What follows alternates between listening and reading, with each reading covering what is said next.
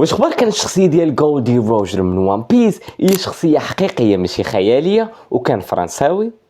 ミスター・フェルタット اوليفييه لوفاسور واللي كان معروف بالصقر هو قرصان فرنسي الاصل وكيتعتبر احد اشهر القراصنه في القرن 18 واللي كان من عائله ديال الضباط البحريه في فرنسا وفاش كبر ولا قرصان بحري ولكن قانوني بحيث انه كان كيخدم مع الحكومه باش يهاجم السفن ديال الاعداء ولكن فاش سالات حرب الخلافه الاسبانيه في 1714 اوليفييه غيقلبها قرصانه ديال بصح وكان كيهاجم السفن الاوروبيه والاسيويه ولكن اشهر هجوم ليه كان في 1731 ضد واحد السفينه برتغاليه واللي كان فيها بزاف ديال الذهب والكنوز واللي خلات اوليفييه والطاقم ديالو يوليو لاباس عليهم. ومن اشهر الحوايج على هذه الشخصيه واللي خلاته انه يولي اسطوره هو انه من بعد ما جمع بزاف ديال الكنوز والذهب مشى خباهم في واحد البلاصه وقاد خريطه اللي فيها ميساج مشفر اللي كيوصلك للكنز ديالو. وفي 1730 السلطات الفرنسيه غتشد اوليفييه وغدير ليه اعدام بالشنق في سان دوني